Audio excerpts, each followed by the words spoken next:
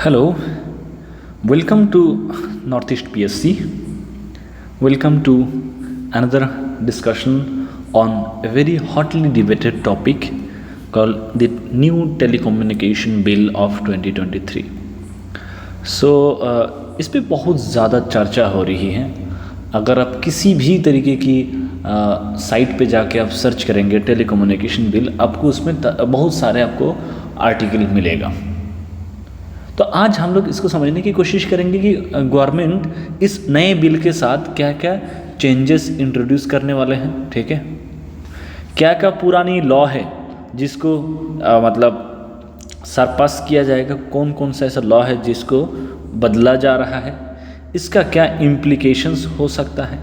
ठीक है, या फिर इसमें क्या क्या इश्यूज़ हैं जिसको लेकर बहुत सारे लोग अलग अलग तरीके से लिखने की कोशिश करें, स्पेशली पॉलिटिकल कमेंटेटर्स और कॉन्स्टिट्यूशनल एक्सपर्ट्स. तो टेलीकम्युनिकेशन बिल या फिर इससे जुड़ा हुआ कोई भी चेंज गवर्नमेंट जब लाता है, लोग बहुत सारे अलग अलग कमेंट करते हैं कि सरकार ऑथोरिटेरियन है या फिर सरकार फ्रीडम ऑफ स्पीच को कर्टेल करना चाहते हैं. So the point is why this debate. आज हम लोग फोर्थ इंडस्ट्रियल रेवोल्यूशन के वक्त में रह रहे हैं, जहाँ पर digital space has become a very very important dynamic of our daily life. तो ऐसे डिजिटल स्पेस में हम लोग क्या चाहते हैं, जब इंटरनेट आ रही थी तो इंटरनेट के वक्त हमें लगा था कि internet will give us more freedom of speech. हम जो सोचते हैं हम उसको लिख सकते हैं, हम उसको ट्रांसमिट कर सकते हैं, तो फ्रीडम ऑफ स्पीच ज़्यादा होगा. लेकिन हम लोग दुनिया भर में क्या देखते हैं कि जो फ्रीडम ऑफ स्पीच के ऊपर जो चैलेंज है बहुत ज़्यादा आ रही है इन मॉडर्न और रिसेंट टाइम. क्वेश्चन इज़ क्यों आ रही है इस तरह से. जो हम लोगों का राइट्स या फिर जो हमारे फ्रीडम ऑफ स्पीच है जिसको बढ़ाने वाला था, वो कम कैसे हो रहा है. बहुत सारे केसेस में हम लोग क्या देखते हैं, सर्वेलेंस हो रहा है. ठीक है, इंटरनेट का इस्तेमाल करके किसी के ऊपर निगरानी रखा जा रहा है, किसी का फ़ोन टैपिंग किया जा सकता है कि कोई कॉल पे बात कर रहे हैं तो उनकी बात आप रिमोटली सुन सकते हैं. किसी के भी जो आपका डिवाइसेस है, डिजिटल डिवाइसेस हैं, ठीक है, उनको आप हैक कर सकते हैं. तो इन तमाम चीज़ों से क्या होता है, एक व्यक्ति की जो आपका पर्सनल एकदम बहुत प्राइवेट स्फीयर जो है वो काफ़ी वल्नरेबल हो चुका है. ऐसे में अगर जो हम लोग इंटरनेट से इतना ज़्यादा कनेक्टेड है, वाईफाई है हमारे घर में, चारों हर वक्त रहते हैं, आपके घर में एलेक्सा होगा, सीरी होगा, पता नहीं क्या क्या, बहुत सारे स्मार्ट घर है आपका. तो ऐसे में रिमोटली आपकी घर की जो आपका वो है एक्सेस है किसी के द्वारा लिया जा सकता है, क्योंकि इंटरनेट जहाँ पर है उसको उस तरह की चीज़ों को क्या किया जा सकता है, करप्ट किया जा सकता है. तो इस संदर्भ में टेलीकम्युनिकेशन बिल हमारे लिए अच्छा है कि बुरा है, ये आपको तय करना है.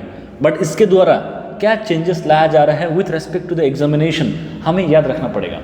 What we are talking about is telecommunication bill के द्वारा आपको सवाल पूछा जा सकता है कि with respect to freedom of speech and expression, what are the implications that we can draw from this particular bill. So ये तमाम चीज़ें हम लोग यहाँ पर डिस्कस करने की कोशिश करेंगे. थोड़ा जो इंट्रोडक्शन है थोड़ा लंबा हो गया, वो इसलिए क्योंकि आपको यहाँ पर समझना पड़ेगा कि what we are dealing with. So without any further delay let us begin today's discussion. ये जो बिल है इसको एक हाईलाइट के तौर पे देखते हैं कि इसमें क्या क्या चेंजेस लाया जा रहा है. पहली बात तो ये है, the telecom sector in India has been governed under 3 laws. अभी तक इंडिया में 3 लॉ था जो हमारे टेलीकॉम सेक्टर को निगरानी में रखते थे. ठीक है, पहले तो यह है आपका the Indian telegraph act of 1885.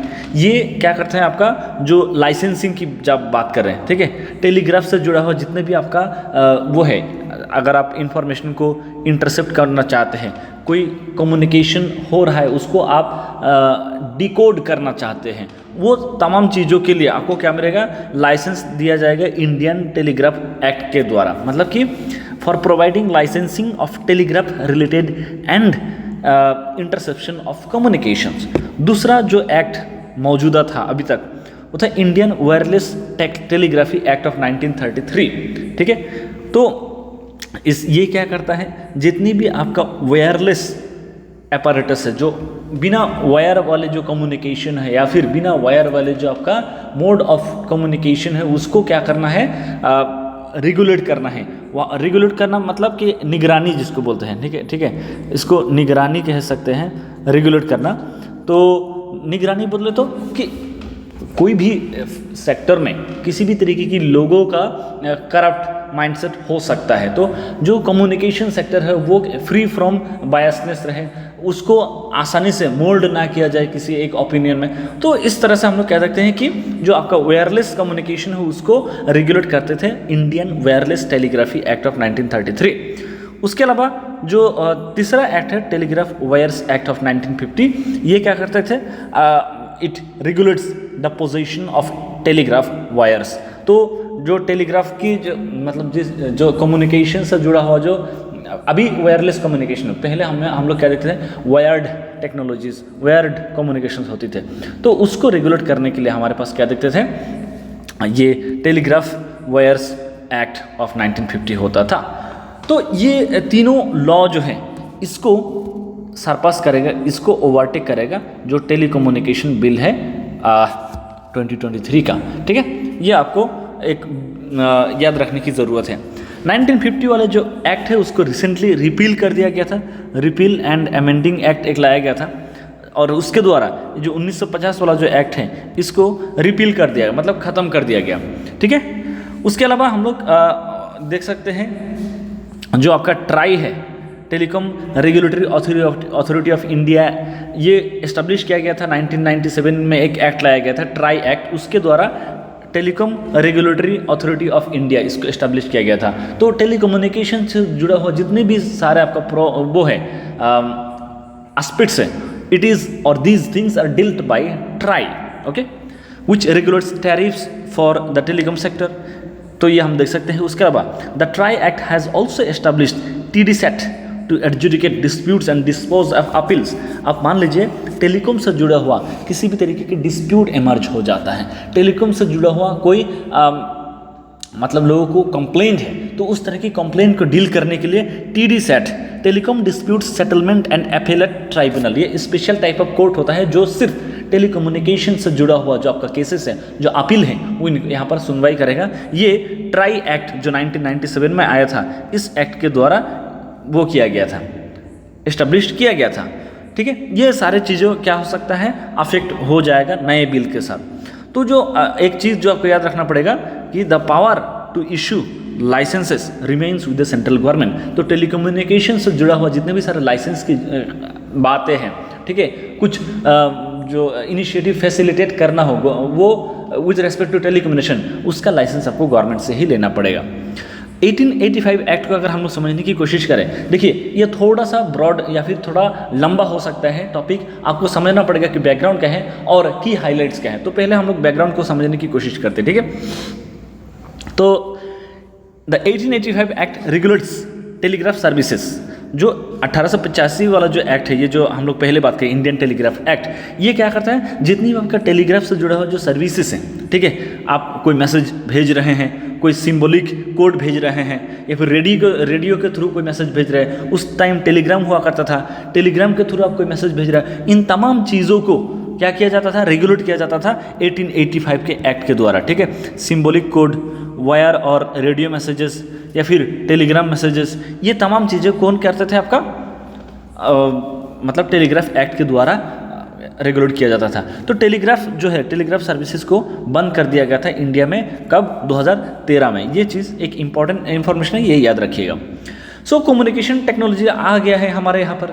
अभी ऐसा है, हम लोग वीडियो कॉलिंग कर पाते हैं, फेस टाइम कर पाते हैं, ठीक है, फेस टाइम आप कर पाते हैं आईफोन में। उसके अलावा आप रियल टाइम टेक्स्ट मैसेजिंग कर रहे हैं, लाइव इंटरेक्शंस हो रही है, वॉइस कॉल वगैरह वगैरह, बहुत सारी चीज़ें आ चुकी है। तो टेलीग्राफ की जो आपका रिलेवेंस है वो कम हो रहा था। So communication technology has since evolved significantly to facilitate real time transmission of text, voice, images and video information. ये तमाम चीज़ें अभी इतना ज़्यादा हो रहा है, तो टेलीग्राफ की जो इंपॉर्टेंस है वो ख़त्म हो चुके हैं। अब क्या है कि this have given risen to variety of services including voice calling, SMS, radio broadcasting, television, internet based communication services for messaging and video calling. ये तमाम चीज़ें अभी हम लोगों के पास है, ये आपको भी पता है।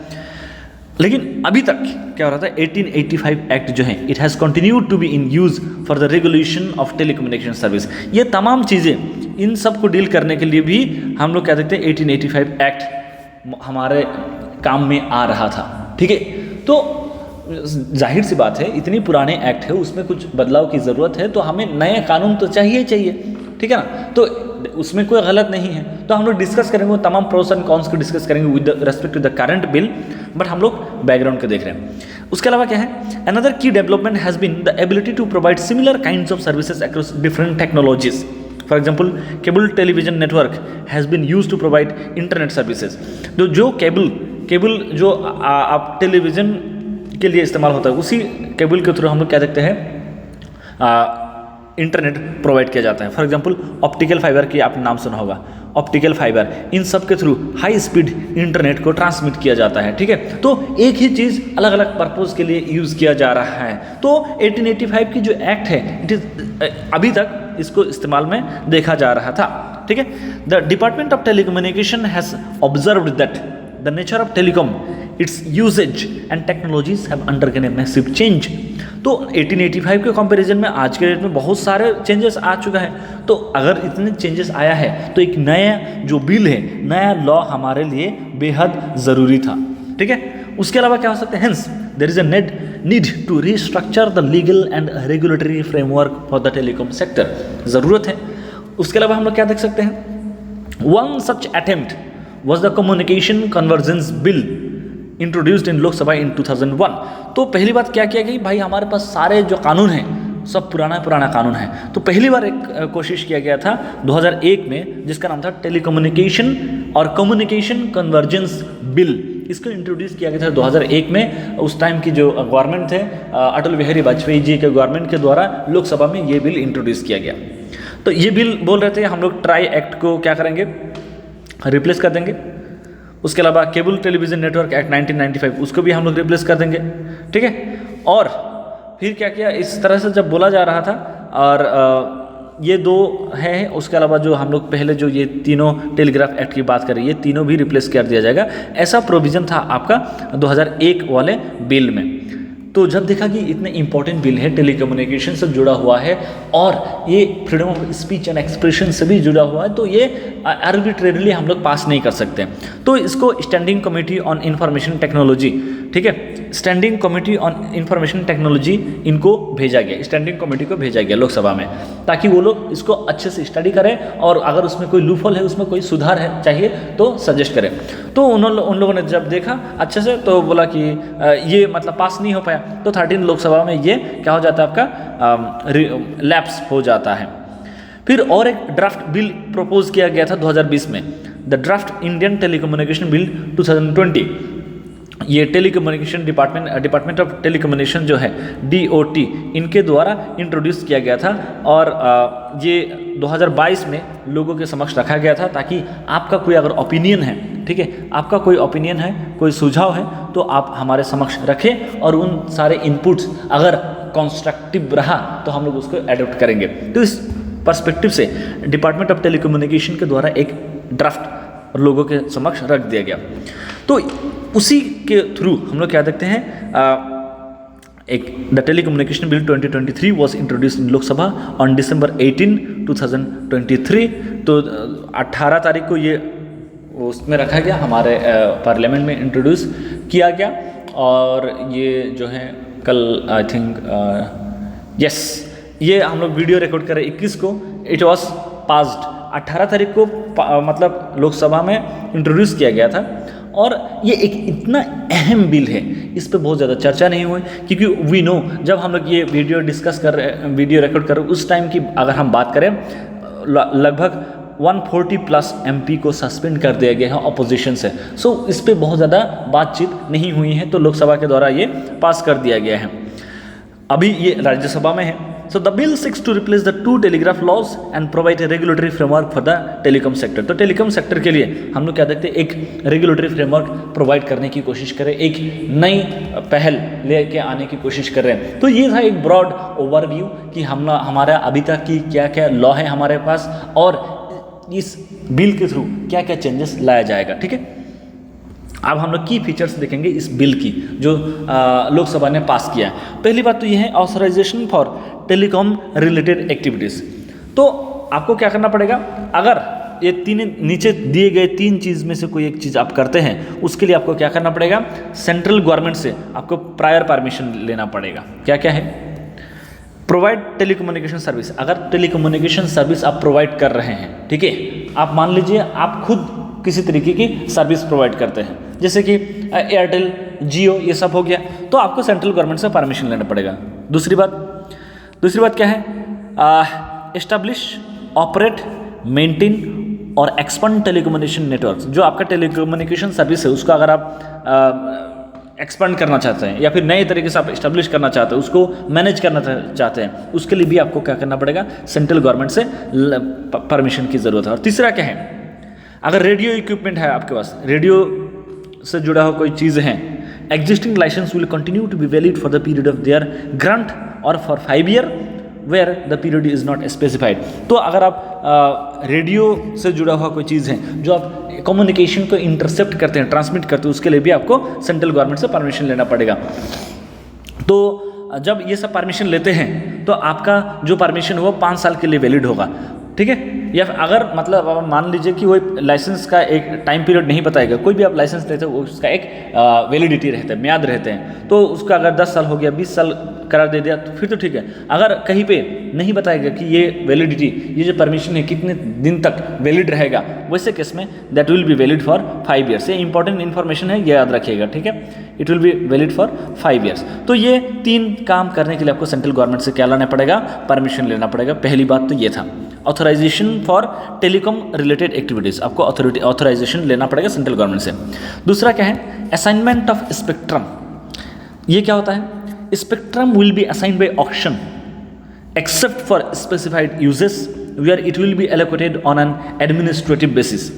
स्पेसिफाइड पर्पजेस क्या हो सकता है, आपने स्पेक्ट्रम की अगर हम बात करें, आप 4G की बात सुन रहे हैं, 5G की बात सुन रहे हैं, इसके बाद फिर 6G आएगा, तो ऐसे में ये जो आपका अलग अलग जनरेशन ऑफ टेक्नोलॉजी है, 5th जनरेशन डेटा ट्रांसमिट की अगर हम बात करें, ये सारे क्या किया जाता है, आपका एक पर्टिकुलर कंपनी को या फिर पर्टिकुलर जो है आपका टेलीकॉम से जुड़ा हुआ जो आपका अथॉरिटी है, जो कंपनी है, उनको बेचा जाता है and they build the infrastructure. और ये सारे चीज़ें जो बेचा जाएगा वो ऑक्शन के थ्रू, ऐसा नहीं किसी को जो सरकार के करीबी हैं उनको दिया जाएगा। तो ओपन ऑक्शन होगा, वहाँ पर जो ज़्यादा बिडिंग करेगा, जो ज़्यादा पैसा देंगे, सरकार उनको परमिशन देगा कि आप इस टेलीकम्युनिकेशन सर्विस को स्प्रेड करें। लेकिन कुछ कुछ चीज़ें हैं जहाँ पर एडमिनिस्ट्रेटिव बेसिस पे ये एलोकेट किया जाएगा। क्या है, national security and defence. Obviously ये बेचा नहीं जाएगा, ये सरकार खुद अपने जो आपका ब्यूरोक्रेसी है या फिर जो भी अपना सिस्टम है उनके द्वारा कंट्रोल करेंगे। डिजास्टर मैनेजमेंट में सरकार खुद तय करेंगे कि ये इंफॉर्मेशन किस तरह से वो करना है, स्पेक्ट्रम किस तरह से इसको हैंडल करना है। वेदर फोरकास्टिंग को लेकर, ट्रांसपोर्ट के लेकर, satellite services such as DTH and satellite telephony and BSNL, MTNL and public broadcast services, इन तमाम चीज़ों के लिए ऑक्शनिंग नहीं होगा। इसके अलावा जो भी आपका टेलीकम्युनिकेशन से जुड़े हुआ चीज़ें हैं, इंफॉर्मेशन है, वो मतलब those spectrum will B auctioned, ठीक है। तो द सेंट्रल गवर्नमेंट में रीपर्पोज और रीअसाइन एनी फ्रीक्वेंसी रेंज। देखिए फ्रीक्वेंसी क्या होता है, जो आपका फ्रीक्वेंसी के थ्रू इंफॉर्मेशन को ट्रांसमिट किया जाता है। अगर आपको रेडियो चलाने की कोई एक्सपीरियंस है, आपने सुना होगा गीगाहर्ट्ज़ करके या फिर गीगाहर्ट्ज़, तो फ्रीक्वेंसी अलग अलग फ्रीक्वेंसी पे आपको अलग अलग रेडियो चैनल की क्या मिलता था, आपको चैनल से कनेक्ट होता था, आप गाना सुनते थे या फिर न्यूज़ सुनते थे या फिर मतलब क्रिकेट मैच की स्कोर सुनते थे। तो ये जो फ्रीक्वेंसी रेंज है, कितने फ्रीक्वेंसी रेंज में किस तरह की इंफॉर्मेशन ट्रांसमिट किया जाएगा, इसको भी रीअसाइन या फिर मतलब रीएडजस्ट किया जाएगा गवर्नमेंट के द्वारा, ठीक है। उसके अलावा हम लोग क्या देखते हैं, central government may permit sharing, trading, leasing and surrender of spectrum. तो ये सारे चीज़ों को लेकर सेंट्रल गवर्नमेंट क्या करेंगे, खुद डिसाइड करेंगे कि क्या करना है स्पेक्ट्रम के साथ। फिर powers of interception and search, this is very important, ये बहुत क्रूशियल है। तो नए बिल के थ्रू क्या किया जाएगा, ये याद रख थोड़ा, please put some attention here. Messages or class of messages between 2 or more persons to or more persons may be intercepted, क्या क्या किया जा सकता है, intercepted, monitored or blocked on certain grounds. आप मान लीजिए कि दो व्यक्ति बात कर रहे हैं, ठीक है, एक्स और वाई बात कर रहे हैं, ठीक है, मोबाइल के थ्रू, ठीक है, और ये जो कन्वर्सेशन है इसको दूर से इसको डिटेक्ट किया जा सकता है, इसको सुना जा सकता है, और अगर इस कन्वर्सेशन ज़रूरत पड़े इस कन्वर्सेशन को ब्लॉक भी कर दिया जा सकता है। लेकिन उसके लिए कुछ ग्राउंड है। क्या क्या ग्राउंड है? उसके लिए कुछ कारण है। एक तो सिक्योरिटी ऑफ द स्टेट, अगर आप मान लीजिए कि देश की सुरक्षा खतरे में आ सकता है इस तरह की कन्वर्सेशन पे, वैसे में किया जाएगा। दूसरा, prevention of incitement of offences, आप मान लीजिए कि ये कन्वर्सेशन अगर रोका नहीं गया तो हो सकता है उस इलाके में रियॉट फैल जाए, उस इलाके में दंगा फैल जाए, फसाद हो जाए। तो ऐसे में हम लोग क्या देखेंगे, इंसाइटमेंट ऑफ ऑफेंसेस अगर संभावनाएं हैं तो उस कन्वर्सेशन को रोका जाएगा।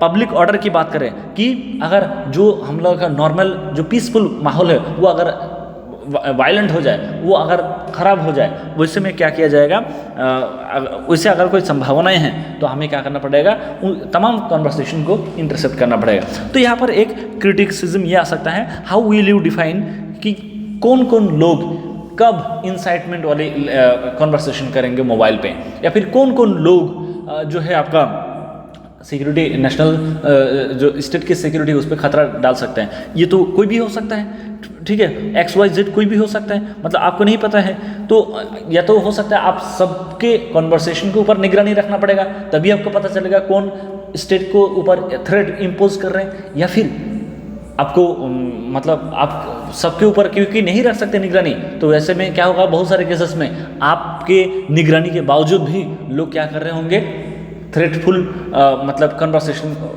कैरी आउट कर रहे होंगे। तो ये एक चीज़ है जो हमें यहाँ पर क्रिटिकली ऑब्जर्व करने की ज़रूरत है।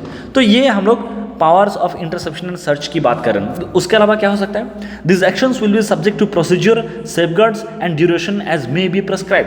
तो इसमें एक डिटेल प्रोसीजर बताया जाएगा कि कब और कैसे लोगों की कन्वर्सेशन को सुना जाएगा, उसको मॉनिटर किया जाएगा, उसको ब्लॉक किया जाएगा, इसका एक तमाम एक डिटेल्ड प्रोसीजर रखा जाएगा, ताकि जो नॉर्मल ह्यूमन बींग हैं, नॉर्मल जो लोग हैं, जो क्रिमिनल लोग नहीं हैं, उनकी जो राइट्स हैं उसको सेफगार्ड किया जाए, ठीक है, उनका राइट्स खतरे में ना आए। उसके अलावा क्या है, telecom services may be suspended on similar grounds.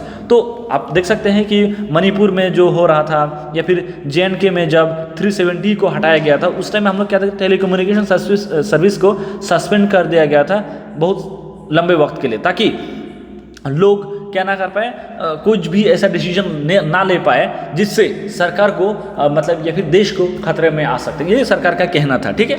उसके अलावा क्या है, the government may take temporary possession of any telecommunication infrastructure, network or services on occurrence of any public emergency or public safety. आप मान लीजिए कहीं कभी क्या हो रहा है, आपका पब्लिक की जो सेफ्टी है वो खतरे में आ जाता है, वैसे में पूरे जो आपका टेलीकम्युनिकेशन सिस्टम है उसको सरकार अपने हिसाब से उसको कंट्रोल कर सकते हैं। मान लीजिए पेंडेमिक आ गया, तो पेंडेमिक में क्या होता है, ऑफ कोर्स बात है, आप या I am just giving an example.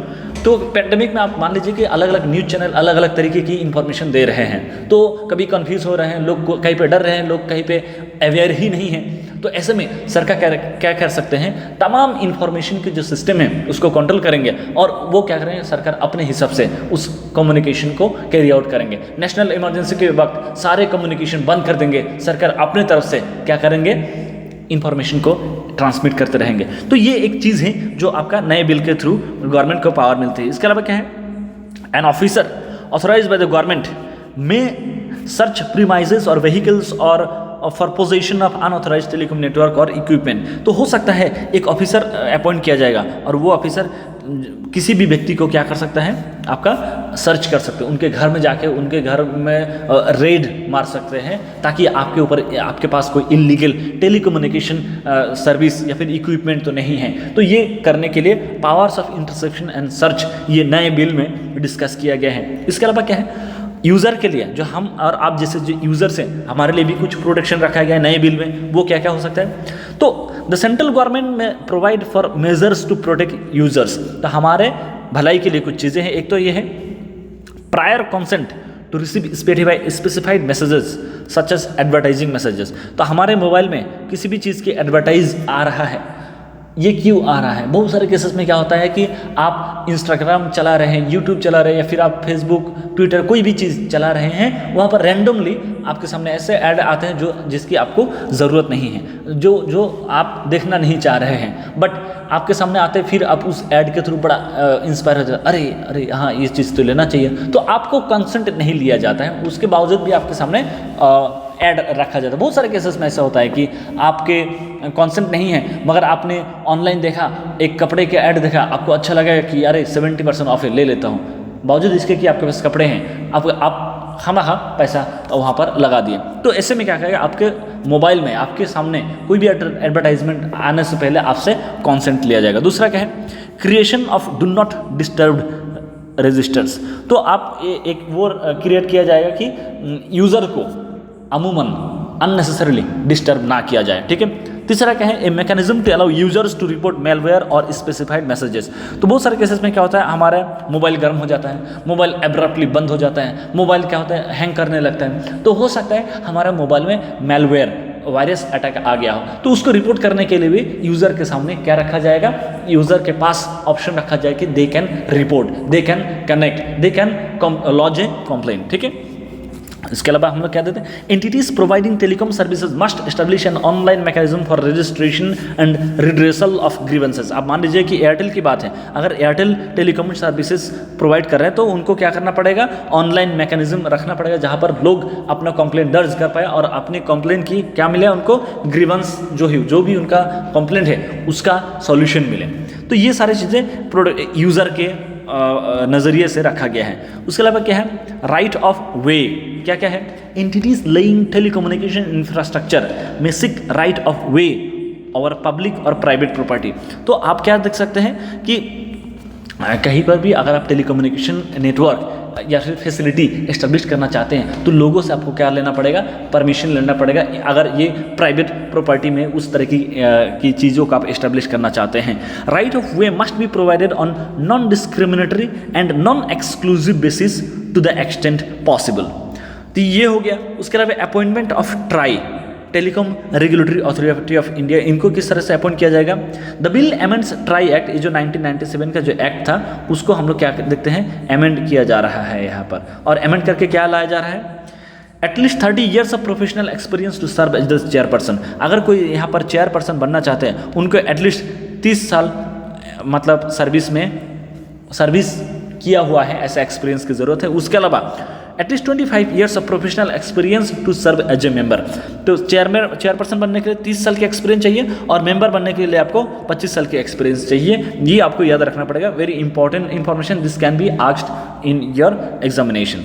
उसके अलावा एक चीज़ है इस बिल में जिसको बोलते हैं डिजिटल भारत निधि। मतलब क्या है, the universal service obligation fund और USOF has been established under the Indian Telegraph Act of 1885 to provide for telecom services in underserved areas। कुछ इलाके में हम लोग क्या देखते हैं कि टेलीकम्युनिकेशन की सर्विस नहीं पहुंच पाती हैं, वहाँ पर क्या होता है, आपका कम्युनिकेशन इंफ्रास्ट्रक्चर एग्जिस्ट नहीं करते हैं, या फिर वहाँ पर जो है आपका बहुत बैकवर्ड इलाका है, वहाँ पर क्या है, बहुत घने जंगल है, आप मान लीजिए बहुत अंदरूनी इलाका है, उस इलाके में, वैसे इलाके में आपको कम्युनिकेशन सर्विसेज प्रोवाइड करने के लिए यूनिवर्सल सर्विस ऑब्लिगेशन फंड इसको एस्टेब्लिश किया गया था। अब ये जो बिल है ये क्या करते हैं, इस फंड को कंटिन्यू करते हैं। The bill retains this provision but इनका नाम बदल कर देते हैं। इनका नाम क्या बना दिया इस फंड का, digital Bharat Nidhi, and also allows it's use for research and development in telecom. तो टेलीकॉम सेक्टर में जो R&D की एक्टिविटीज़ हैं, R&D बोलो तो रिसर्च एंड डेवलपमेंट, वो भी इस फंड से किया जा सकता है, डिजिटल भारत निधि फंड। इसका पहले का नाम था यूनिवर्सल सर्विस ऑब्लिगेशन फंड, ठीक है, उसी का वो अभी भी एग्जिस्ट करेगा, बस उसका नाम बदल गया है, ठीक है। इसके अलावा क्या है, अभी हम लोग आते हैं इंटरेस्टिंग पार्ट में, ऑफेंसेस एंड पेनल्टीज में, ठीक है। ये बिल क्या क्या ऑफेंसेस और पेनल्टीज की बात करते हैं यहाँ पर। तो the bill specifies various criminal and civil offences. Providing telecom services without authorization or gaining unauthorized access to telecom network or data are punishable with imprisonment of up to 3 years or fine up to 2 crore rupees or both. अगर आप क्या कर रहे हैं, जो telecom service हैं वो provide कर रहे हैं बिना लाइसेंस के, बिना परमिशन के, तो आप पे 3 साल की सज़ा लग सकता है, ठीक है, या फिर 2 करोड़ रुपया का जुर्माना लग सकता है, या फिर दोनों करना पड़ेगा। एक तो कैसे सिचुएशन में आप टेलीकॉम सर्विस प्रोवाइड कर रहे हैं बिना परमिशन के, या फिर परमिशन आपने एकदम गलत सरल तरीके से वो किया है, एडॉप्ट किया है। एक तो ये हो गया। दूसरा क्या है, breaching terms and conditions of authorisation is punishable with a civil penalty of 5 crore rupees. अगर आप जो भी टर्म्स एंड कंडीशन है एक वो करने का, टेलीकॉम सर्विस को प्रोवाइड करने की जो टर्म्स एंड कंडीशन होगा, अगर आप उसको वायलेट करते हैं तो आपको ये सिविल क्राइम माना जाएगा। तो सिविल क्राइम में ऑब्वियसली जेल नहीं होगा, तो आपको क्या होगा, 5 करोड़ की जुर्माना, ठीक है, लगेगा। उसके अलावा पोजेसिंग अनऑथराइज्ड इक्विपमेंट और यूजिंग अनऑथराइज्ड नेटवर्क और service is punishable with a penalty of up to 10 lakh rupees. अगर आप अनऑथराइज्ड सर्विस की इस्तेमाल कर रहे हैं, जो सरकार के नज़र में अनऑथराइज्ड है, वैसे सर्विस की अगर आप इस्तेमाल कर रहे हैं तो आपको 10 लाख रुपये तक की जुर्माना भरना पड़ सकता है। तो ये सब हो गया पनिशमेंट की बात। अब एडजुडिकेशन प्रोसेस, मतलब अगर पनिशमेंट की बात आ रहा है, उसका वहाँ पर लोग अपील करेंगे, लोगों को अपनी जो कंप्लेंट है उनको एड्रेस करवाना होगा, ठीक है।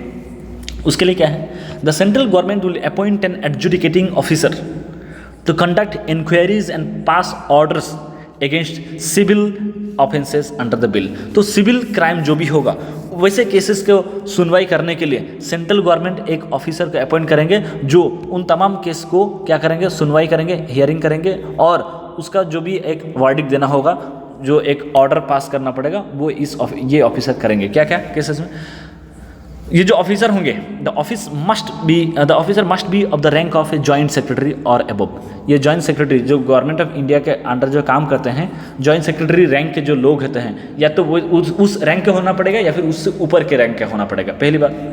दूसरा, orders of the adjudicatory officer may be appealed before the designated appellate committee within 30 days. अगर ये ऑफिसर कोई ऑर्डर दे दिया, कोई आप एक जजमेंट तो जज से आता है, इसको हम लोग जजमेंट नहीं कहेंगे, ऑर्डर कहेंगे क्योंकि एक ऑफिसर से आ रहा है। तो ये ऑर्डर अगर आपको लग रहा है कि डिस्क्रिमिनेटरी है, आप इस ऑर्डर से खुश नहीं हैं, तो आप अपील कर सकते हैं। कहाँ पर, डेजिग्नेटेड अपीलेट्स कमिटी होगा, वहाँ पर आपको 30 दिन के अंदर अपील करना पड़ेगा। उसके अलावा क्या है, member of this committee will be officers of the rank of at least additional secretary. ये जो डेजिग्नेटेड अपीलेट कमेटी होगा, इस कमेटी की बात करें, इस कमेटी के जो मेंबर हैं वो गवर्नमेंट ऑफ इंडिया में जो एडिशनल सेक्रेटरी के लेवल पे जो काम करते हैं, उस रैंक के लोग होना पड़ेगा। उसके अलावा appeals against the orders of the committee in connection to breach of terms and conditions may be filed with TD SAT within 30 days. तो अगर ये जो कमेटी का जो जजमेंट नहीं, ऑर्डर जो आया, ये ऑर्डर से अगर आप खुश नहीं हैं तो आप TD सेट के पास जा सकते हैं। Telecom dispute settlement appellate tribunal जो हैं, उनके पास 30 दिन के अंदर जाके वहाँ पर अपील कर सकते हैं, ठीक है। These are with respect to adjudication process. तो ये तो हो गया, हम लोग की हाइलाइट्स देख लिए। ये जो हमारा बिल है 2023 की जो टेलीकम्युनिकेशन बिल है, इसको हम लोग डिस्कस करने की कोशिश किया, बट इसके साथ बहुत सारे इश्यूज़ जुड़ा हुआ है, बहुत सारे क्या है, कंट्रोवर्शियल पॉइंट है जिसका हमें देखने की ज़रूरत है। तो आपको लग रहा होगा कि this discussion is becoming a bit lengthy, but it is a very very important one with respect to your right under article 19 of Indian constitution. तो अभी हम लोग किस इश्यूज़ को देखने की कोशिश करेंगे, जो आपका PRS लेजिस्लेटिव है, उनके द्वारा ये सारी चीज़ें एक्सप्लेन किया गया था, जिसको हमें जानने की ज़रूरत है। सो की इश्यूज़ क्या हैं, इंटरसेप्शन ऑफ कम्युनिकेशन। पहली बात तो यह है कि आपकी जो कम्युनिकेशन है वो इंटरसेप्ट किया जा रहा है, मतलब कि उसको सुना जा रहा है। कैसे, the bill provides that any message or class of messages between 2 or more persons may be intercepted, monitored or blocked on a specified ground. Such grounds include interest of the security of the state, friendly relation with other countries, public order, prevention of incitement of offences. ये तमाम ground पे हम लोग कह देखते हैं कि किसी भी 2 व्यक्ति या फिर 2 समुदाय, 2 ग्रुप ऑफ पीपल के कन्वर्सेशन को इंटरसेप्ट किया जा सकता है, सुना जा सकता है, उनके परमिशन के बगैर, उनके नॉलेज के बगैर। तो telecom services may be suspended on similar grounds. So these actions will be subject to the procedure and safeguards prescribed by the central government. तो सेंट्रल गवर्नमेंट बोलते हैं ये आर्बिट्रेरली वो नहीं किया जाएगा, आर्बिट्रेरली इसको हम इम्प्लीमेंट नहीं करेंगे, लेकिन बात यह है कि हाउ विल यू डिसाइड कि किस व्यक्ति की कन्वर्सेशन से आपको खतरा है। तो आपको ऐसे में तो हर किसी का कन्वर्सेशन सुनना पड़ेगा, है ना। तो ये एक इश्यू है जो लोग उठाते हैं कि आप बोल रहे हैं कि लोगों की कन्वर्सेशन को मॉनिटर करेंगे। आप किसकी कन्वर्सेशन को मॉनिटर करेंगे, कैसे तय करेंगे कि किस व्यक्ति की कन्वर्सेशन को मॉनिटर करना चाहिए? क्या will you decide those thing based on the their online activity? Instagram में क्या पोस्ट कर रहे हैं, ट्विटर में क्या पोस्ट कर रहे हैं, या फिर फेसबुक में क्या पोस्ट कर रहे हैं? क्या उस बेसिस पे आप लोगों को तय करेंगे और उनके कन्वर्सेशन को सुनने की कोशिश करेंगे? क्या ये आर्टिकल 19 की वायलेशन नहीं है? क्या ये freedom of speech and expression को काटल नहीं किया जाएगा? तो ये एक इंपॉर्टेंट इश्यू यहाँ पर हम लोग देख सकते हैं। दूसरा क्या है, whether procedure and safeguard should be provided in the bill. क्या क्या है बिल में जो आपका सेफगार्ड की बात किया जा रहा है उसको हम लोग देखने की कोशिश करें। The procedure and safeguards are to protect the fundamental rights of the individuals. तो फंडामेंटल राइट्स को प्रोटेक्ट करने की बात किया जा रहा है। Hence this raises the question whether they should be specified in the bill instead of being delegated to rules issued by the government. तो क्या ये जो आप फंडामेंटल राइट को प्रोटेक्ट करने की बात कर रहे हैं, क्या ये एक्सप्लिसिटली ये मेंशन होना चाहिए कि नहीं बिल के अंदर, या फिर ये राइट सरकार के पास होगा? सरकार के पास राइट होगा, सरकार उसको कभी भी किसी भी तरीके से उसको एक्सप्लेन कर सकते, डेफिनेशन कर सकते। कोई भी सरकार जब भी कोई पार्टी में हो, क्या ये जो क्लॉज हैं ये बिल के अंदर ही मेंशन होना चाहिए था कि नहीं? ये एक सवाल यहाँ पर उठता है। For instance the safeguards in case of disclosure of identity information जो आईडी इन्फॉर्मेशन है and authentication records related to Aadhaar are provided in the Aadhaar card. तो आपकी जो आधार से जुड़ा हो जो आपके इंपॉर्टेंट इन्फॉर्मेशन है उसको किस तरह से सेव किया जाएगा, वो आधार बिल के अंदर, आधार एक्ट जो आया था 2016 में उसके अंदर ऑलरेडी मैंशनड है। तो ये चीज़ ये बिल के अंदर मैंशनड होना चाहिए कि नहीं, क्यों नहीं है? The point is this, the act specifies, जो आधार एक्ट की बात करें, who can issue directions, the process for review of directions and duration of their applicability. ये सारी चीज़ें हम लोग यहाँ पर देख सकते हैं। तीसरा क्या है, whether an independent oversight mechanism should be necessary for interception. तो जो आप किसी की व्यक्ति की जो कन्वर्सेशन को सुन रहे हैं, किसी के कन्वर्सेशन को जब इंटरसेप्ट कर रहे हैं, उसके लिए एक इंडिपेंडेंट मैकेनिज्म होना चाहिए कि नहीं? ये एक तीसरा सवाल है। ऑफ कोर्स होना चाहिए। अगर एक इंडिपेंडेंट बॉडी नहीं करेंगे तो सरकार सारे जो उनके क्रिटिकल लोग हैं, ठीक है, हो सकते बहुत सारे जर्नलिस्ट क्रिटिकल होते हैं, बहुत सारे जो आपका सिटीजन हो, गवर्नमेंट के जो आपका पॉलिसीज़ हैं, डिसीजंस हैं, उसको क्रिटिसाइज करते हैं। वैसे में सरकार उन तमाम क्रिटिकल लोगों को इंटरसेप्ट कर सकते हैं। तो ऐसे में ज़रूरी है एक इंडिपेंडेंट ओवरसाइट मैकेनिज्म की, इंडिपेंडेंट बॉडी की, जो तय करे कि किसके ऊपर इंडिपेंडेंट किसका कन्वर्सेशन को सुनना चाहिए, नहीं सुनना चाहिए। So currently rules issued under the Indian telegraph act of 1885 specify the procedure and safeguard for the interception of communication. ये पूरा बताते रहते हैं कि किसी के कम्युनिकेशन को इंटरसेप्ट करने के लिए क्या क्या प्रोसीजर होगा, पूरा डिटेल प्रोसीजर है, ठीक है। तो the bill provides the existing rules will continue to be enforced. बोला जो भी 1885 एक्ट में है ये कंटिन्यू करेगा, ठीक है, we are not ending it. The rules under 1885 Act were framed in line with the directions of the Supreme Court in PUCL versus Union of India. तो 1885 एक्ट के अंदर जो रूल्स एंड प्रोसीजर है वो 1996 में एक एक्ट आया था, एक जजमेंट था सुप्रीम कोर्ट का, और उस केस का नाम था PUCL versus union of India, और उसके तहत ये सारे रूल्स तैयार किया गया था। For review of interception of orders this rules establish A committee consisting exclusively of senior government officials. The question is whether this oversight mechanism is an appropriate safeguard against the actions of the government. तो ये सबसे बड़ा सवाल है, ठीक है। This में go against the principle of separation of power, क्योंकि ये जो आपका जो कमेटी है, ये जो कमेटी के अंदर जो लोग हैं, जो ऑफिशियल्स हैं, वो गवर्नमेंट की सीनियर ऑफिशियल्स हैं, ठीक है, गवर्नमेंट के सीनियर ऑफिशियल्स हैं। डू यू थिंक गवर्नमेंट के सीनियर ऑफिशियल्स गवर्नमेंट के अगेंस्ट में कोई भी बात बोल सकते हैं? The answer is no. Government के सीनियर ऑफिशियल्स, क्या ऐसा ज़रूरी नहीं है, क्या ऐसा नहीं होगा कि जो गवर्नमेंट के senior official they will work for the interest of the government? Of course the answer is mostly yes, है ना। तो ये एक तीसरा सवाल उठता है जो आपका रूल्स एंड रेगुलेशंस की जो बात करते हैं, जो वहाँ पर जो आप कमेटी जो हैं, उस कमेटी में सारे जो सीनियर गवर्नमेंट ऑफिशियल्स हैं, how impartial they will be, क्या वो लोग बाई पार्टीजन होंगे, bipartisan as in impartial होंगे कि नहीं, ठीक है। ये तीसरा सवाल है। इसके अलावा क्या है, in certain cases when a person is aware of an infringement of fundamental rights he can challenge such infringement before courts। अगर किसी को लगता है कि मेरा फंडामेंटल राइट्स क्या हुआ है, वायलेट हुआ है, ठीक है, अगर वायलेट हुआ है तो वो क्या कर सकते हैं, वो व्यक्ति सीधा कोर्ट में जा सकते हैं। he can challenge such infringement। और क्या क्या हो सकता है, आपका right to life and liberty, इसको वायलेट किया गया है इलीगली अरेस्ट करके आपको, या फिर the right to freedom of speech and expression through blocking of user generated content और सस्पेंशन ऑफ इंटरनेट, आपका इंटरनेट सस्पेंड किया गया, आप जो मैसेज भेज रहे हैं या फिर जो भी आप ओपिनियन एक्सप्रेस कर रहे हैं उसको ब्लॉक किया जा रहा है। ऐसे में आप क्या कर सकते हैं, कोर्ट के पास जा सकते हैं, आप बोल सकते हैं कि मेरा freedom of speech and expression इसको वायलेट किया गया है, ठीक है। उसके अलावा क्या होता है, इन केस ऑफ इंटरसेप्शन और monitoring of communication by the very nature of such orders the affected person may never be aware of a potential violation of their fundamental rights। अगर किसी का कॉन्वर्सेशन को इंटरसेप्ट किया जा रहा है, किसी के कॉन्वर्सेशन को सुना जा रहा है, तो जिस व्यक्ति के कॉन्वर्सेशन को सुना जा रहा है हो सकता है उस व्यक्ति को कभी पता ही ना चले कि उनका कॉन्वर्सेशन सुना गया है। ज़्यादातर केस में क्या होता है कि आपका मोबाइल अगर इन्फेक्ट किया गया है मालवेयर के द्वारा, अगर आपके मोबाइल को हैक कर दिया गया है तो वैसे में उस व्यक्ति को हो सकता है ना पता चले। So hence he can not challenge such orders for potential illegality.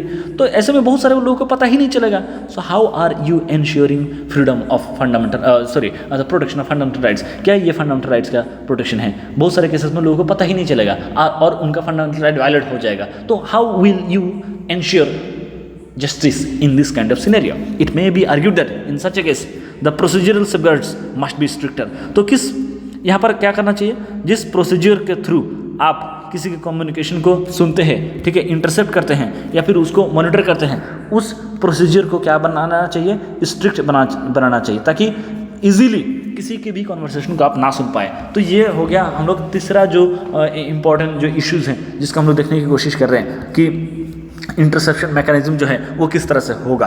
इसके अलावा the question whether judicial oversight should be necessary for interception was discussed in the PUCL judgment. तो 1996 की जो जजमेंट है उसके अंदर ये बात किया गया था कि जो आपका वो है जुडिशियल ओवरसाइट है ना, जो लोग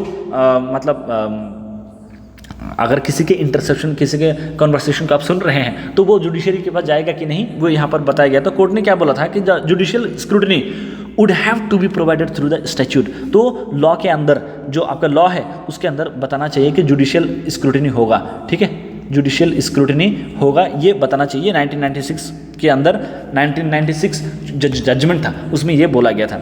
while recommending only executive oversight, the court had referred to the Communications Act of 1985 of the United Kingdom। और इस एक्ट में क्या था, यूनाइटेड किंगडम के एक्ट में, this has since been replaced with a new law which requires the approval of a judicial commissioner for such actions। Similarly in Australia judicial authorization is required for interception।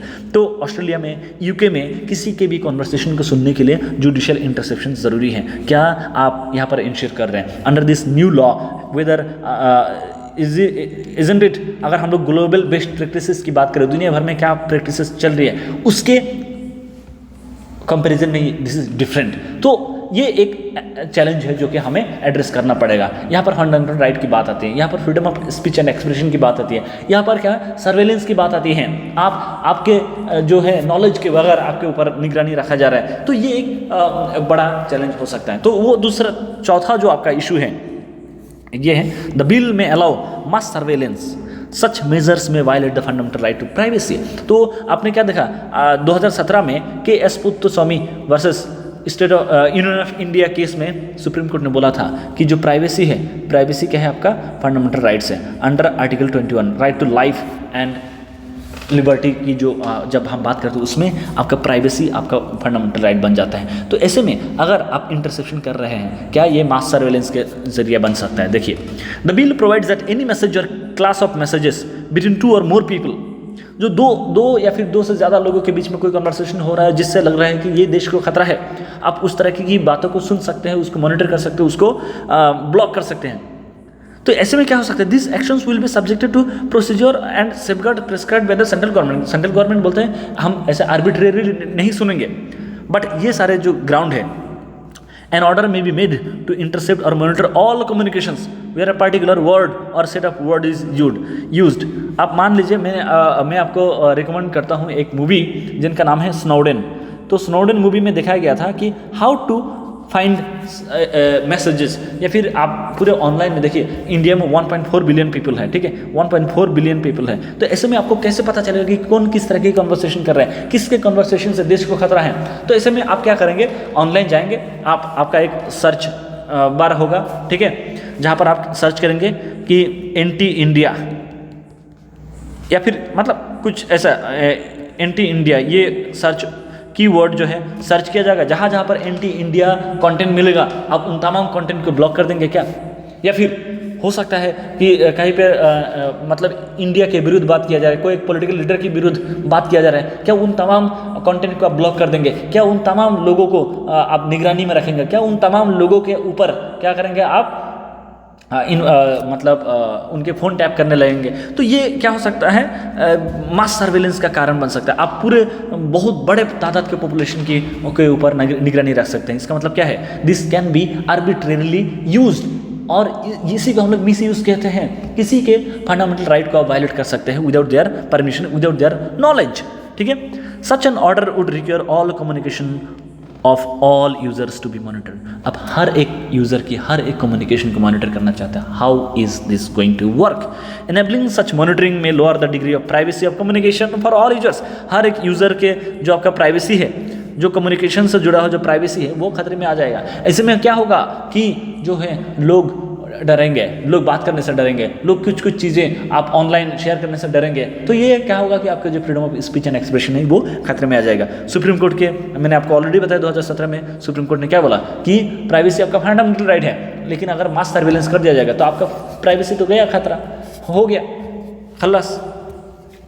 Such surveillance may be required to prevent incitement of offences, to trace a few messages that may be required for investigative purposes. The degree of privacy of communication of all users of a telecom network will need to be lowered. Hence, this raises a question whether such actions could be considered proportionate to the objective. जो आप बता रहे हैं, जो आप जिस तरह से आप बता रहे हैं कि हमारा गोल ये है कि देश को खतरा ना हो, देश की यूनिटी में खतरा ना है, किसी भी तरीके की ऑफेंस ना हो, तो उस गोल को अचीव करने के लिए आप जो मास सर्वेलेंस की तरफ बढ़ रहे हैं, क्या ये जस्टिफाइड है। पांचवा जो क्वेश्चन आ सकता है वो ये है, safeguard with regard to the power of search and seizure not specified. आपने क्या बोलता है कि एक ऑफिसर को अपॉइंट किया जाएगा, वो ऑफिसर क्या करेंगे, किसी के भी कम्युनिकेशन से अगर लग रहा है कि ये उल्टा सीधा कम्युनिकेशन कर रहे हैं, तो अगर उसके पास इलीगल जो है आपका टेलीकॉम इक्विपमेंट है, वैसे में सर्च करके उससे सीज करेंगे। लेकिन how will you identify that person, इसके बारे में आपने क्या नहीं किया, स्पेसिफाई नहीं किया, आपने उसके ऊपर मतलब डिटेल इसमें बात नहीं किया। The bill allows any officer authorised by the central government to search a premise और vehicle on specified grounds. The officer must have reason to believe. अगर ऑफिसर को लगा कि अरे हाँ मुझे लगता है इनके पास इस तरह की चीज़ें हैं, तो ऑफिसर को अगर लग गया तो वो किसी के ऊपर किसी को भी वो सर्च कर सकते हैं। सो ये reason to believe, how will you define, किस ग्राउंड पे ऑफिसर को लगेगा ये चीज़, ठीक है। So if the officer must have reason to believe that unauthorized telecommunications equipment और network used to commit an offence is kept और concealed. The officer may also take possession of such equipment or network. The bill neither specify the procedure and safeguards against such actions. तो ये bill में ये क्या नहीं किया जाता है, स्पेसिफाई नहीं किया जाता है। It's a very important, very challenging part, ठीक है। तो इसको बिल में स्पेसिफाई कर देना चाहिए कि किस किस ग्राउंड पे एक ऑफिसर किसी के घर पे सर्च कर सकता है, किसी के व्हीकल पे सर्च कर सकता है, ठीक है। तो the Supreme Court in 1959 has observed that since a search is exceedingly arbitrary in nature, stringent statutory conditions are imposed on its nature. तो सुप्रीम कोर्ट ने बोला है कि आप एकदम स्ट्रिक्ट जो है प्रोसीजर सेटअप करें। जब भी आप किसी के घर में चले जाते हो, उसके पूरे फैमिली को आप डराते हैं, उनके पूरे फैमिली को सामने एक व्यक्ति को आप क्रिमिनल साबित करते हैं। बहुत सारे केसेस में इस तरह की जो सर्च होता है उसका आउटकम बहुत सारे केसेस में ऐसा देखा गया है कि कुछ भी नहीं होता है। So how do you justify that arbitrary intervention into someone else's property? किसी के घर में घुस के उनकी जो आपका प्राइवेट स्पेस है उसमें आप खतरा डाल रहे हैं। तो ये क्या है, तो बहुत ज़्यादा केसेस में हम लोग कहते थे जो सर्च एंड सीजर की जो कॉन्सेप्ट है, सुप्रीम कोर्ट का कहना है कि ये आर्बिट्रेरी होता है, ये गलत होता है। तो ऐसे में ज़रूरी है कि आप एक ब्रॉड रूल्स एंड जो प्रोसीजर है उसको आप मतलब एस्टेब्लिश करें, है ना। तो ये सुप्रीम कोर्ट का कहना है।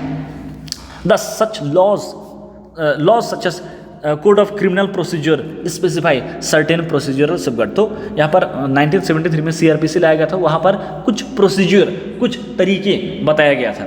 This include requiring the officer conducting search, जो ऑफिसर सर्च कर रहे हैं किसी के घर में, तो उनको क्या क्या करना पड़ेगा। पहली बात तो to produce the warrant authorising the search, आपके पास वारंट होना पड़ेगा, सर्च वारंट होना जरूरी है। दूसरा क्या है, allow to independent individuals to witness the search. आप किसी के भी घर पे जाके सर्च कर रहे हैं और वहाँ पर कोई भी इंडिपेंडेंट व्यक्ति नहीं है, आप वहाँ पर क्या सर्च कर रहे हैं, क्या मिल रहा है, किसी को कुछ नहीं पता चलेगा। तो अगर आप मान लीजिए एक्स के घर पे आप सर्च कर रहे हैं तो 2 इंडिपेंडेंट विटनेस होना पड़ेगा, ठीक है। वाई और जेड को आप बुला लीजिए और उनको बोलिए आप यहाँ पर खड़े रहिए और आप इसको विटनेस करिए, ताकि आर्बिट्रेरीनेस ना रहे। ये हम लोग क्या देखते हैं सीआरपीसी के अंदर ये बताया गया था। सीआरपीसी और बोलते हैं कि ऑफिसर को क्या करना पड़ेगा, लिस्ट ऑफ आइटम्स सीज्ड, कि कौन कौन सा आइटम उन्होंने सीज किया है उसका एक लिस्ट रखना पड़ेगा, ठीक है। आइटम्स लिस्ट होना पड़ेगा। दूसरा क्या है, obtain the signature of witness on the list, और जो 2 विटनेस होगा उनका सिग्नेचर आपके पास होना पड़ेगा। ये सीआरपीसी के द्वारा लिखा गया है ताकि जो आपका सर्च एंड सीजर की जो कॉन्सेप्ट है वो बहुत ज़्यादा आर्बिट्रेरी ना हो, ठीक है। Occupants of the premise have right to attend the search and obtain a copy of the list of item seized. जिसके घर में सर्च किया जा रहा है, जिसके घर में जो है आपका इन्वेड किया गया है, उनके वो भी उस सर्च प्रोसीजर के दौरान वहाँ पर मौजूद रहेंगे और क्या क्या आइटम आपने वहाँ से सीज किया है उसका एक कॉपी उस व्यक्ति को देना पड़ेगा। ये सारी चीज़ें सीआरपीसी में लगाया गया था ताकि जो सर्च एंड सीजर की जो कॉन्सेप्ट है वो आर्बिट्रेरी ना हो, वो गलत ना हो, ठीक है, वो क्या ना हो, आपका एसिमेट्रिकल ना लगे। तो ये सारे सेफगार्ड दिया गया था ताकि ऑफिसर की जो बहुत सारे केसेस में करप्ट ऑफिसर ना हो और करप्ट ऑफिसर किसी को गलत तरीके से हैरेस ना करें, उन सब चीज़ों से बचाने के लिए सीआरपीसी में ये सब चीज़ें मेंशन किया गया था। Other law such as the food safety and standards act of 2006 and the bureau of Indian standards of 2016 also provide for powers to search and specify that the procedure under CrPC will be applicable. तो food से जुड़ा हुआ भी 2 law है जो आपको search की power देता है, लेकिन उसमें भी आपको सीआरपीसी का जो आपका प्रोसीजर है उसको फॉलो करना पड़ेगा। तो आप जो सर्च करेंगे किसी के घर में, क्या कैसे सर्च करेंगे उसके बारे में हम लोग क्या देखते हैं, स्पेसिफाई नहीं किया गया है, ठीक है, स्पेसिफाई नहीं किया गया है इस लॉ के अंदर। उसके अलावा नीड फॉर बायोमेट्रिक वेरिफिकेशन, ये क्या है, the bill provides that telecom service providers must verify the identity of their users through any verifiable biometric based identification। तो अगर आप एयरटेल की कोई सिम ले रहे हैं, अगर कोई जियो की सिम ले रहे हैं, वो आपसे क्या करेंगे, बायोमेट्रिक करेंगे, आपका आइरिस स्कैन करेंगे, या फिर आपका फिंगरप्रिंट लेंगे, या फिर आपका जो है मतलब हार्ट रेट ले सकते हैं, मतलब आई एम जस्ट सेइंग। तो इस तरह से अगर बायोमेट्रिक ऑथेंटिकेशन हुआ, द क्वेश्चन इज, ये प्राइवेट एंटिटी है, ये जब आपसे बायोमेट्रिक ऑथेंटिकेशन लेते हैं, what they do with this kind of data, biometric data के साथ क्या कर रहे हैं। This requirement may not be proportionate and may infringe upon the fundamental right to privacy. तो प्राइवेसी के ऊपर इन्फ्रिंज हो सकता है। एयरटेल, जियो, आइडिया, ये वोडाफोन, ये सब प्राइवेट कंपनियां हैं। ये सब जब आपके जो बायोमेट्रिक डेटा आपसे कलेक्ट कर रहे हैं, इसको गलत तरीके से इस्तेमाल कर सकते हैं, है कि नहीं। उसके अलावा biometric information is personal data and its collection and use are protected by the fundamental right to privacy, क्योंकि ये प्राइवेसी आपका पर्सनल डेटा है और जो आपका 2017 जजमेंट है उसके तहत ये फंडामेंटल राइट है, इसको प्रोटेक्ट किया जा रहा है। इसीलिए आप इसको मतलब जो है इस बायोमेट्रिक इंफॉर्मेशन को आर्बिट्रेरीली कलेक्ट नहीं कर सकते। तो यहाँ पर आर्बिट्रेरी शब्द में कई बार इस्तेमाल कर रहा हूँ, मगर बहुत ज़रूरी है कि आप यहाँ पर अटेंशन दें। It must have a legitimate aim and measure must be proportionate to the aim. Identity verification at the time of provisioning of services may be considered necessary to identify concerned persons if an offense is committed. तो ये सारी चीज़ें हम लोग देख सकते हैं. The question is whether requiring a biometric based identification is proportionate to the aim. तो आप जब किसी के बायोमेट्रिक इंफॉर्मेशन कलेक्ट करते हैं और ये देखने के लिए कि फ्यूचर में जब भी कोई क्राइम होगा इस बायोमेट्रिक को आप यूज़ करेंगे कि कहीं ये जो हमारे डेटा में जो इन्फॉर्मेशन है उससे मैच तो नहीं हो रहा. अगर मैच हो रहा है तो उसको हम लोग कैच कर लेंगे क्रिमिनल को. क्या ऐसा 10 लोग हो सकता है, आप 100 में से 10 लोग ऐसा मिले कि जो क्राइम, 10 लोग भी नहीं होगा, 5 लोग ऐसा मिले जो क्राइम किया है और उनके बायोमेट्रिक के ऊपर बेस करके आप इन 5 लोगों को अरेस्ट कर रहे हैं. लेकिन what about the biometric data of 95 people जो आपने कलेक्ट किया है. तो ये प्रोपोर्शनेट होना पड़ेगा. ठीक है. उसके अलावा it may be argued that less intrusive means exist to establish identify for the issuance of a SIM card. For instance, currently regulation allow a SIM card to be procured using government identities such as PAN card or voter ID. तो अभी क्या एक PAN card एक voter ID देंगे आपको SIM card मिल सकता है. तो बायोमेट्रिक की ज़रूरत क्यों है. ठीक है. इन case of linking Aadhaar with mobile numbers, the Supreme Court held that the measure is disproportionate and an unreasonable state compulsion. आप जो है मोबाइल और आधार को लिंक करने की जो बात कर रहे हैं, सुप्रीम कोर्ट ने अपने जजमेंट में बोला है कि इसकी ज़रूरत नहीं है. The court noted that for the miss use of such SIM cards by a handful of persons, the entire population cannot be subjected to intrusion into their private lives. तो आप बोल रहे हैं कि सिम कार्ड और आधार card को link कर दें ताकि जब भी कोई व्यक्ति गलत करेगा हम उनको पकड़ लेंगे. आधार कार्ड में बायोमेट्रिक डेटा है. मतलब क्वेश्चन इज दिस, क्योंकि हो सकता है 5% लोग क्राइम करें, उसके लिए आप 95% बेगुनाह लोगों के ऊपर आप क्या कर रहे हैं, सर्वेलेंस रख रहे हैं, उनकी बायोमेट्रिक डेटा कलेक्ट कर रहे हैं, उनकी प्राइवेसी को आप हैम्पर कर रहे हैं, उनकी प्राइवेट स्फीयर में आप इंट्रूजन कर रहे हैं. तो ये गलत होगा, ये सुप्रीम कोर्ट का कहना है. छठा 6th जो इशू यहाँ पर है, टेलीकम्युनिकेशन सर्विसेज में कवर इंटरनेट बेस्ड सर्विसेज. क्या क्या है जो आपका आज के डेट में इंटरनेट में ही हम लोग रहते हैं, मोबाइल यूज़ कर रहे हैं हम लोग, घर पे वाईफाई है, हमारे टेलीविज़न में हम लोग नेटफ्लिक्स चलाते हैं. तो ये सारी चीज़ें इंटरनेट बेस्ड हैं. तो the bill requires authorisation by the central government to establish and operate telecommunication networks as well as to provide telecommunication services. तो ये सारा हमें पता है, ऑलरेडी हम लोगों ने डिस्कस किया. उसके अलावा it has been defined as the telecommunication has been defined as transmission, emission और reception of any messages by wire, radio, optical और अदर इलेक्ट्रोमैग्नेटिक सिस्टम. तो ये टेलीकम्युनिकेशन का डेफिनेशन है. ठीक है. तो इस डेफिनेशन में सब आ जाएगा. जितने भी सारे आपका डिजिटल प्लेटफॉर्म है, जितने भी सारे आपके सोशल मीडिया प्लेटफॉर्म है, ये सब टेलीकम्युनिकेशन में आ जाएगा. इसका मतलब क्या है, sign, signal, writing, text, image, sound, video, data stream, intelligence और इंफॉर्मेशन सेंड थ्रू टेलीकम्युनिकेशन, ये सब मैसेज के मीनिंग में आ जाएगा. ये सब मैसेज माना जाएगा. तो टेलीकम्युनिकेशन सर्विसेज में cover a wide range of services. आप इन तमाम चीज़ों को आप क्या कर रहे हैं, मॉनिटर करने की बात कर रहे हैं. इन तमाम चीज़ें जो है आपका मैसेज की डेफिनेशन में आ रहा है. So this also involve transmission of text, audio, video by wire, radio और optical fibre. The bill does not explicitly exclude such services from its purview.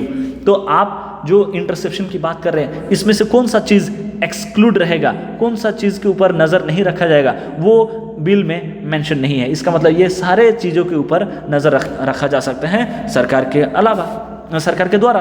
और ये सारे चीज़ें ऑलरेडी क्या है, the bill does not explicitly exclude such services from its purview. These are already covered under the information technology act of 2000. अगर ये already IT act में है तो what is the need of this new law. ठीक है. The approach in the bill is distinct from the Indian telegraph act of 1885. The 1885 act requires licence for establishing, maintaining and working telegraphs. ये हम लोग देखते हैं. It defines telegraph as an appliance, instrument, material और apparatus use for transmission of messages. ये बहुत simple तरीके से डिफाइन करते हैं. इसीलिए जो 1885 की जो एक्ट है, it restricts the requirement of licensing to the carriage of communication. It does not cover the content communicated. आप क्या बात कर रहे हैं उसकी यहाँ पर बात नहीं कर रहे हैं. वो इक्विपमेंट के ऊपर ज़्यादा फोकस करते थे 1885 वाले एक्ट में. लेकिन आज जो 2023 वाली जो एक्ट है वो कंटेंट को भी वेरीफाई करेगा, क्या बातचीत हो रही है, क्या मैसेज ट्रांसमिट हो रही है, क्या सिग्नल दिया जा रहा है, इन तमाम चीज़ों के ऊपर नज़र रखा जाएगा। इट मीन्स मास सर्वेलेंस की तरह नज़र आ रहा है, ठीक है। It empowers the central government to regulate prices for services provided by the operators of telegram. तो ये तमाम चीज़ें हम लोग देख सकते हैं। सातवां जो चैलेंज है, डेलीगेशन ऑफ रेगुलेटरी फंक्शन। आप किन को देख रहे हैं? जो रेगुलेटरी फंक्शन, किसी के ऊपर मतलब कि रेगुलेट करना, ये सारे पावर किन को देंगे? The bill provides that the central government will provide authorisation for telecom related activities and assign spectrum. Central government से डिसाइड करेंगे। ये बहुत की वर्ड है, सेंट्रल गवर्नमेंट। तो मतलब कि ज़्यादा से ज़्यादा पावर किन के पास है? सेंट्रल गवर्नमेंट के पास है। Secretaries of the central government will conduct inquiries and hear complaints. तो ये किन के सेक्रेटरी हैं? सेंट्रल गवर्नमेंट के हैं, ठीक है। ये लोग क्या करेंगे? केस को सुनेंगे और ऑर्डर पास करेंगे, और उसके बाद वो केस कहाँ जाएगा? एक डिजिग्नेट एपेलेट कमेटी के पास जाएगा, वहाँ से टीडी सेट के पास जाएगा, जो ट्राई के अंदर, ट्राई के द्वारा सेटअप किया गया था, और ये सब भी गवर्नमेंट ऑफिसर होंगे। ये सारे स्टेज में सेंट्रल गवर्नमेंट के ऑफिसर इन्वॉल्व होंगे। उसके अलावा सेंट्रल गवर्नमेंट में also specify various standards and conformity assessment for telecom equipment network and services. The several regulatory functions will be performed by the central government. तो ये जो regulatory functions हैं, ये कौन परफॉर्म कर रहे हैं? रेगुलेट करना, किसी के ऊपर निगरानी रखना, मतलब आपके ऊपर निगरानी रखना।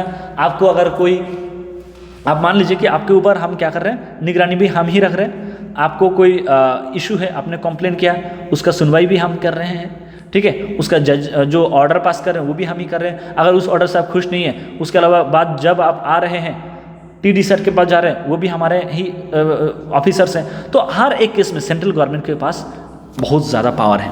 This approach is distinct from sectors such as power and finance where similar functions have been delegated to the respective regulators CERC and SEBI। SEBI की बात करें तो टेलीकम्युनिकेशन में सारा का सारा पावर हमें नज़र आ रहा है। कहाँ पर गया है? सेंट्रल गवर्नमेंट के पास नज़र आ रहा है। हर एक स्टेज में जो आपका सुनवाई हो रहा है, वहाँ पर जो ऑफिसर्स है वो सेंट्रल गवर्नमेंट के ऑफिसर्स हैं, ठीक है। Currently try is the regulatory body for the telecom sector. It functions include, क्या क्या काम करते हैं ट्राई, ठीक है। फंक्शंस की बात करें, रेगुलेटिंग टैरिफ और टेलीकम्युनिकेशन सर्विसेज, क्या क्या टैक्सेस होगा टेलीकम्युनिकेशन में, कितना पैसा देना पड़ेगा, कितना प्राइस होगा, एक डेटा का वगैरह वगैरह, ये सब तय करते हैं। Providing recommendations to the central government on issues such as timing and introduction of new service providers and terms and conditions of licensing। तो ये सारे चीज़ें तय करते हैं try. Specifying standards of quality of services, तो ये सारी चीज़ें ट्राई डिसाइड करते हैं। Note that the communication convergence bill 2001 had sought to empower the communication commissions of India, CCI, ठीक है। CCI एक बॉडी बनाया जाता ट्राई को रिप्लेस करके, और उनको एम्पावर करते ताकि वो लाइसेंस को इशू कर पाए, एडजुडिकेट कर पाए, जब भी कोई डिस्प्यूट होगा उसका सुनवाई कर पाए, और specified technical standard of network infrastructure facilities. ये तमाम चीज़ें करने के लिए communication commission of India setup किया जाता है ट्राई के द्वारा under the communication convergence bills of 2001। Offences और पेनल्टीज की अगर हम बात करें, हम लोगों ने ऑलरेडी देखा कि whether powers to modify offences through notification is appropriate. तो ये सारे चैलेंजेस हम लोगों ने देखा, ठीक है।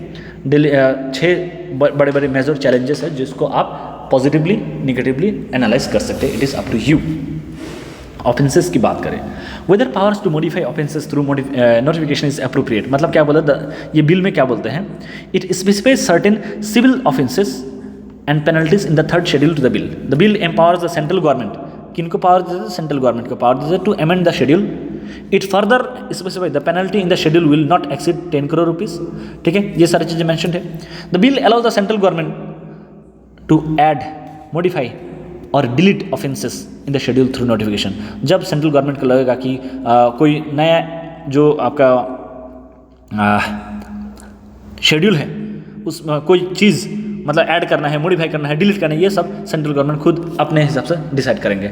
उसके बाद the question is whether such changes should only be done through an act of parliament. तो यहाँ पर पार्लियामेंट के एक्ट के थ्रू किया जाएगा कि नहीं, ये एक क्वेश्चन है। उसके अलावा whether offence of using SIM cards in excess of the number notified is appropriate. अगर आप मान लीजिए कि one of the civil offences, ये जो बिल है इसमें बोला गया है कि is the use of subscriber identity module, जो सिम कार्ड है अगर excess number of SIM card आप इस्तेमाल करते हो वो भी माना जाएगा, एक ऑफेंस माना जाएगा। The penalty for this offence is 50,000 rupees for the first offence and up to 2 lakh rupees for the subsequent offences. उसके अलावा this raises the question whether there should be legal limit on the number of SIM cards a person may use.